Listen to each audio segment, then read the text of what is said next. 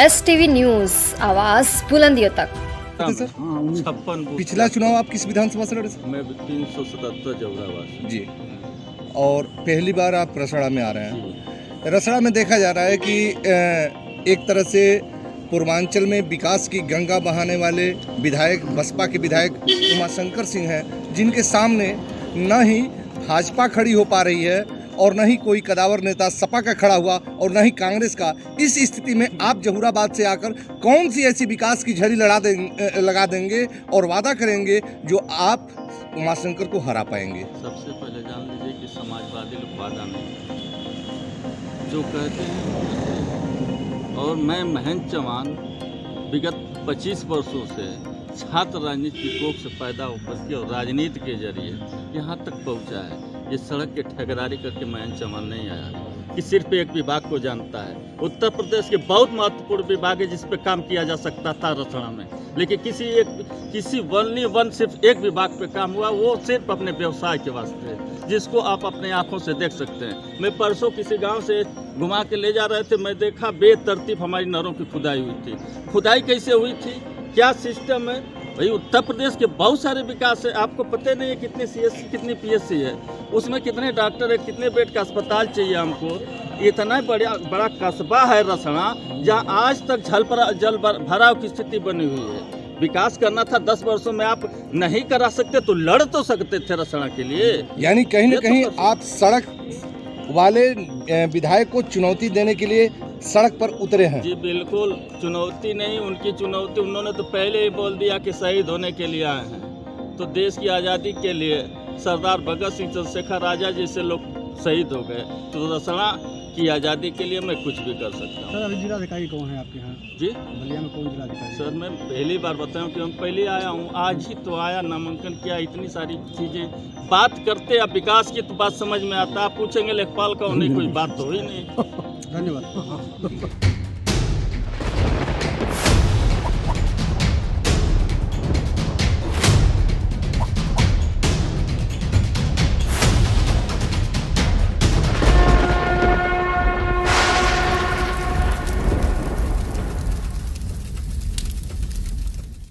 नमस्कार, STV 24 news channel Uttar Pradesh के देवरिया जिले के इस समय खाना रामपुर के क्षेत्र में उपस्थित मैं हूँ, जो फुकुंडू चौराहे पे। यहाँ पे हम बात कर रहे हैं कि इस समय चुनाव का माहौल चल रहा है, इसमें क्या कि कौन बढ़त चल रही है, किसको किसका क्या हो रहा है। मैं बात कर रहा हूँ यहाँ से। चाचा जी आपका क्या नाम है? मेरा नाम दौलत अंसारी जी हैं जी। आप कहाँ रहने वाले हैं? फुकुंडू चौराहे के। ये बताइए, आपके देखने में कौन सी पार्टी आगे चल रही है, कौन से नेता यहाँ कौन से निकल रहे हैं, कौन अच्छे हैं? भाई भाजपा वाला जो है बढ़िया है, नरेंद्र मोदी जी जो पार्टी है बहुत बढ़िया कर रहे हैं। ऐसे इस क्षेत्र से उर्दू कारखाना आराम कारखाना से जन चौरसिया जी लड़ रहे हैं, उनका कर्तव्य पालन सही है, इस क्षेत्र से बढ़िया है, तो आगे जा रहे हैं। अच्छा, आपको देखने में सुरेंद्र चौरसिया अच्छे हैं? ठीक है। भारतीय जनता पार्टी ठीक है? ठीक है। किस मामले में ठीक है?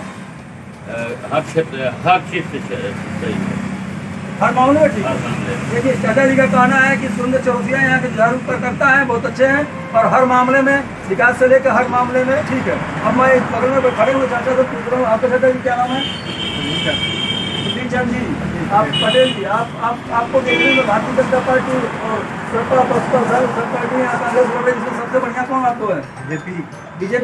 बीजेपी वोट कर रहे हैं? हाँ। क्या इसमें महत्व क्या है इसको? खाद पानी बीज सब मिल रहा है, खाद बीज सब आपको मिल रहा है। गुंडागर्दी खत्म हो गया है। क्या जी? गुंडागर्दी खत्म हो गया। गुंडागर्दी खत्म हो गया, इनका कहना है कि गुंडागर्दी भी खत्म हो गया, हर चीज सही है, इसलिए भारतीय जनता पार्टी वोट करेंगे। क्या सुरेंद्र चौरसिया ठीक है? चौरसिया वोट करेंगे। हाँ।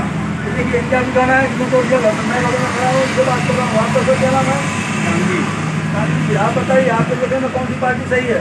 बीजेपी जो नौजवान टीका दे करके बैकवर्ड को बहुत अच्छा काम किया। मोदी जी, योगी जी जो हैं राशन पानी पेंशन सब मुहैया करा रहे हैं, इसलिए नौजवान को टीका दे करके रामपुर कारखाना से एक बहुत अच्छे कार्यकर्ता को टीका दे करके जुझारू नेता नौजवान हैं जो जन जन में व्याप्त हैं। मैं रामपुर कारखाना से सुरेंद्र चौरसिया जी को विजयी बनाने के लिए मत देने के लिए तैयार हैं। अच्छा, आप अकेले दे रहे हैं कि आपकी जनता भी इधर की क्षेत्र की सब सही है? ठीक है। यहाँ पर 90% जनता सुरेंद्र चौरसिया को वोट करने जा रही है हिंदू क्षेत्र से। इसके मतलब भारी मतों से विजय होंगे, बहुत भारी मतों से विजय होने जा रहे हैं सुरेंद्र चौरसिया। अभी इनके बगल में इनका कहना है राम जी का कि सुरेंद्र चौरसिया बहुमत वोटों से यहाँ विजय होने जा रहे हैं कारखाना रामपुर से। अभी मैं बगल में एक भाई खड़े हैं नौजवान साथी, आपसे मैं पूछ रहा हूँ, आपका सर क्या नाम है? हरकिस रामपुर ये राम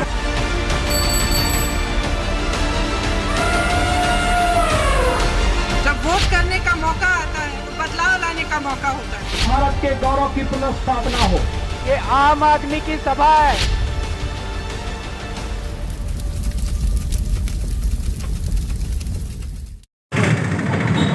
राज्य महिला आयोग के प्रभारी के आप PRO हैं और आज आप विधानसभा 339 यानी कि रामपुर कारखाना से भारतीय जनता पार्टी के उम्मीदवार हैं सुरेंद्र चौरसिया जो, आज उनके आप नामांकन में आए हैं, तो इस समय आपको क्या महसूस हो रहा है? इस रामपुर कारखाना को देखते हुए क्या महसूस हो रहा है आज?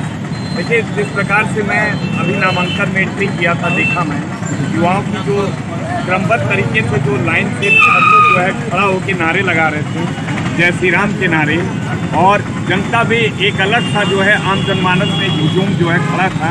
इससे लगता है कि प्रचंड बहुमत में पूरे उत्तर प्रदेश में, और यही नहीं पूरी बच्चा तक जो है नारा लगाते हुए एक साथ निकल रहे हैं। इससे स्पष्ट है कि हम लोग की सरकार बननी है और प्रचंड बहुमत में बनेगी, और हमारे सुरेंद्र चौरसिया जी को ऐतिहासिक मतों से जनता जिताकर जो है लखनऊ भेजने का काम करेगी।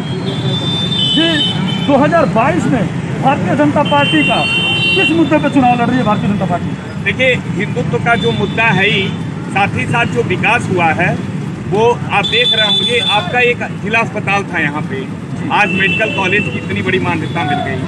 आज लोग कहते हैं ना, अभी तमाम लोगों से ने जो है उसमें डिबेट कार्यक्रम में मैंने सुना कि विकास नहीं हुआ है। अरे अगर विकास नहीं होता तो ये बताइए, इतने दिनों से फर्टिलाइजर बंद पड़ा हुआ है, चाहे गोरखपुर का हो, चाहे इधर का हो, कैंपियरगंज का हो, चाहे कहीं भी देख लीजिए, जहाँ पे मिलें बंद पड़ी है उसे भारतीय जनता पार्टी ने खुलवा कर न जाने कितने हजार की संख्या में बेरोजगारों छात्रों को जो है काम दिया है।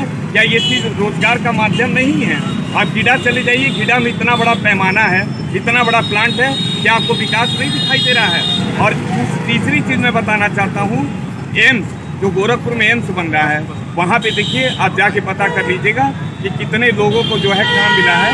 ये इससे बड़ा विकास का पैमाना हमारे ख्याल से नहीं कुछ हो सकता है। और साथ ही साथ अभी तमाम ऐसी रणनीतियाँ हैं जो सरकार ने ये ठाना है, और जब ये सरकार प्रचंड बहुमत में आ जाएगी तो अभी सरकार इतनी ज़्यादा विकास करेगी कि लोग थक जाएंगे विकास देखते देखते। और ये समाजवादी पार्टी हो, चाहे कांग्रेस हो, चाहे बहुजन समाज पार्टी हो, इनकी ताबूत की आखिरी कील साबित है।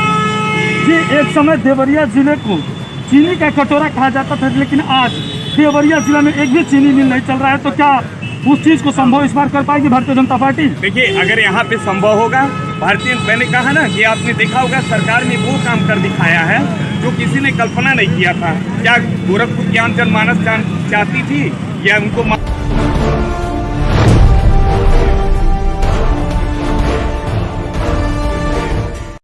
नीचल गोरखपुर। इस समय हम विधानसभा 327 बांसगांव क्षेत्र बोला जाता है। आइए यहाँ की जनता से हम जानने की कोशिश करते हैं इस बार किसकी सरकार। चाय पर चाह की चर्चा करेंगे कि जनता के रुझान इस बार किस पार्टी के तरफ है, इसको हम जानने की कोशिश करेंगे। सर, आपका नाम? हमारा नाम दीनदयाल गौड़ है। गौड़ जी, ये बताइए इस बार आपका रुझान किस पार्टी के तरफ है? सपा, बसपा, भाजपा, कांग्रेस, किस पार्टी के तरफ आपका झुकाव है? बीजेपी। मतलब आप भाजपा के तरफ आपका झुकाव है? जी। भाजपा में ऐसी क्या अच्छाइयाँ है कि आपकी झुकाव भाजपा की तरफ है? सबसे बड़ी अच्छाई यह है बीजेपी के अंदर कि जब से इनकी राजनीति आई, कोई जात पात की राजनीति नहीं होती है, सब लोग शांति सुकून से बटम खोल सोते हैं। और कोई उपलब्धियां बताइए। जैसे बहुत से जिसमें गिनती नहीं कर पाते हैं। धन्यवाद आपका। आपका नाम बाबू क्या है? मोनू प्रजापति। प्रजापति जी, आप बताइए आपकी रुझान किस पार्टी की तरफ? सपा, बसपा, भाजपा, कांग्रेस, किस पार्टी का तरफ आपका रुझान है? भाजपा की तरफ। भाजपा। बहुत धन्यवाद आपका। चाचा, आपका नाम क्या है? शिव नारायण सिंह। नारायण सिंह जी, ये बताइए इस बार आप किस पार्टी के तरफ आपका झुकाव है? बीजेपी की तरफ। बीजेपी में ऐसी क्या अच्छाई दिख रही है कि आपको जो है सपा है, भाजपा, बसपा है, कांग्रेस है, सारे पार्टी छोड़ के आप लोग भाजपा की तरफ रुझान है, क्या है? रुझान यह है सर कि जो दिक्कतें थी रोड चौराहे पर निकलने पर कि कहीं भी लोग बेइज्जत हो जाते थे, आज खुलेआम घूम रहे हैं, चल रहे हैं। यह सरकार जो है गरीबों को कॉलोनी दी, मुफ्त भोजन की व्यवस्था की जी। साथ ही यह सरकार जो है कि हर जात समुदाय के ऊपर भरोसा जताती है, व्यक्तिगत नहीं जताती है। आइए हम यहाँ के प्रधान प्रतिनिधि से वार्तालाप करते हैं और इनसे जानने की कोशिश करते हैं कि भाजपा के तरफ में रुझान है कि सपा की तरफ है, कांग्रेस की तरफ है। आइए उनसे पूछे। सर आपका नाम? आशीष तिवारी। तिवारी जी बताइए, ये बारी किस पार्टी की तरफ रुझान है आपके? भाजपा। सर ये बताइए, आप गांव के एक वरिष्ठ नागरिक थे, प्रधान प्रतिनिधि मतलब गांव का वरिष्ठ नागरिक होता है, आप भाजपा की तरफ रुझान है, इसमें क्या ऐसी अच्छाइयाँ है, क्या खूबियाँ है, क्या देख के भाजपा की तरफ है? सबसे अच्छी खूबियाँ है कि ये अराजक तत्व जो है वह शांत है। जब से योगी जी आए हैं, जब से भाजपा की गवर्नमेंट बनी है, जो अराजक तत्व फैल चुका था, बहू बेटी बहन घर से समय पे नहीं निकल पाती थी, वह आराम से जाती हैं चौराहे पे, कॉलेज पर, जहां उनको कोचिंग करना है वह जाते हैं, किसी प्रकार का कोई उपद्रव नहीं होता है। अगर